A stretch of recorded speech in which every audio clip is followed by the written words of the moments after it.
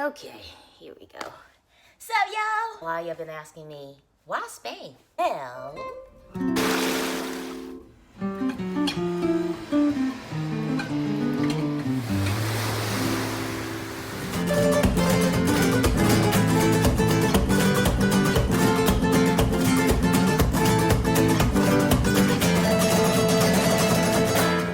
Spain's a pretty cool place, isn't it? First things first, this would not have been possible if it weren't for awesome friends who helped me out with accommodation.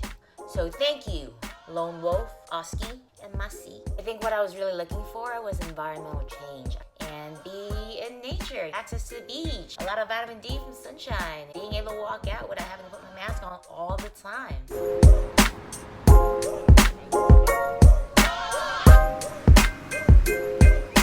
Also, why Spain? Well, Spain is something special to me. A few years ago, I had wanted to make Spain my home. Being able to catch up with friends and colleagues also gave me an opportunity to talk about my bone marrow transplant, or also known as stem cell transplant. The only difference between the bone marrow transplant and the stem cell transplant, it's how it's collected. Bone marrow transplant, the stem cells are collected from your hip bone. Stem cell transplant, the stem cells are collected from your bloodstream.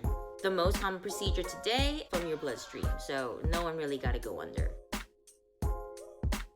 Also, fun fact, did you know that younger donors are associated with higher survival rates? Please consider being a bone marrow donor. Health-wise, I felt a little stuck initially, like the first 4 or 5 weeks.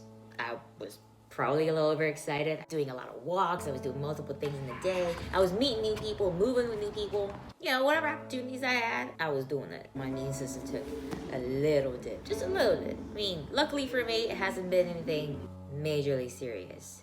I just need to shut myself off from the world for a little bit. And those dips are overall reminders that there's a standard recovery period and that leukemia is pretty bound to the immune system. Cancer weakens the immune system, but specifically leukemia and lymphoma are entirely on your immune system. I listen to you. I got my 3rd dose of vaccinations done. You know the vaccines that you got as a kid? Well, I no longer have them after the transplant, so I had to get them redone. And fun fact, I learned something new, is that I can't have all of the vaccinations out there. When kids had just had their BCG or polio shots, I am not supposed to be around them for 6 months.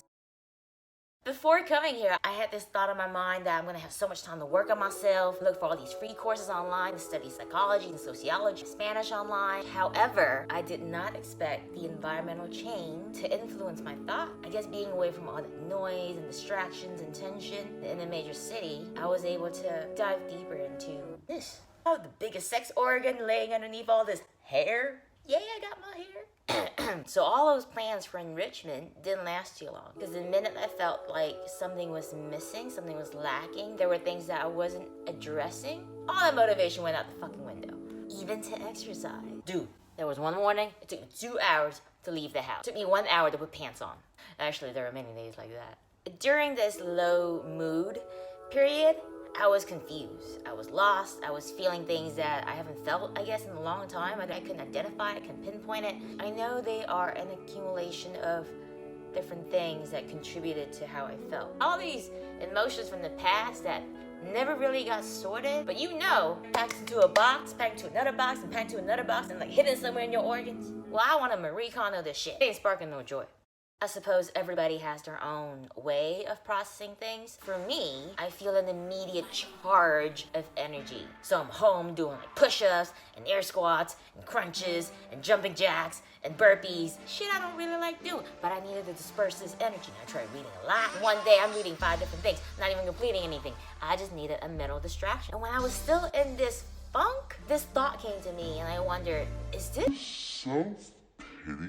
Try not to use the word hate. Okay, I hate self-pity. I don't respect self-pity. That was when things felt like they were clashing. Here I am with my values about not having a victim narrative, not dwelling in self-pity. Then again, I couldn't get myself out of that funk and feeling, I don't know what I was feeling.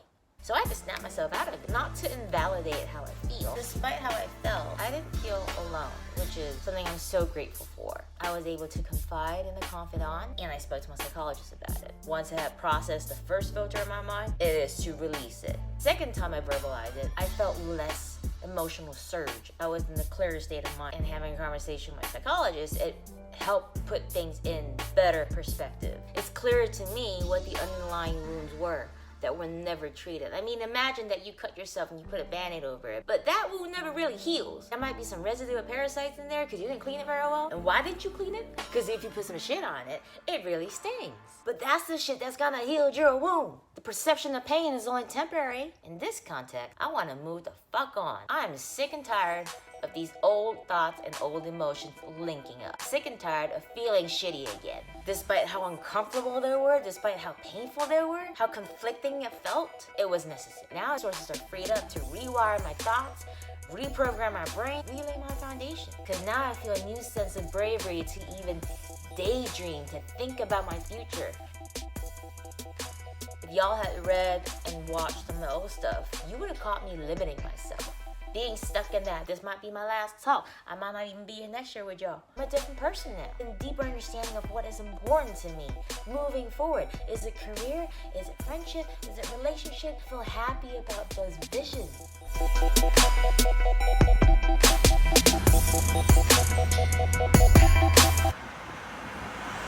Being able to reframe things without invalidating emotions was really empowering. And talking to professionals who have seen what self-pity looks like and be told that I wasn't doing that to myself helped me feel assured. It's a tool. You use whatever tool you have to address the current situation. Talking to psychologists is one of my tools. Plus, reading, writing, and doing these videos. Because I can look back on these videos and visually see my growth. And it really comes down to social media. Y'all can say whatever you want about social media, but if it has so much power to do bad, it has that much power to do good. How do you want to use it? You know that thing on Instagram stories where it says, ask me a question? I love those. It's fun, but if you want to make a change in the world, it starts with you. You gotta change first. Start by asking questions, meaningful questions. Questions that you don't dare sometimes asking yourself, but you might want to ask somebody else. How do you define romantic love? What is success to you? If you're laying in your deathbed, what do you think you would be thinking about? On that note, here's to more conversations of substance. And they can be fun too. For example, let's start talking about sex as if we're discussing what we're going to have for dinner. And if any of y'all want to join me on this brain project journey, holla. Thank you for watching this video. Thank you for helping me out financially. Thank you for helping me be here today. I'm so thankful to be alive, to be able to experience love. Mwah! Now moving forward, this is me, reborn.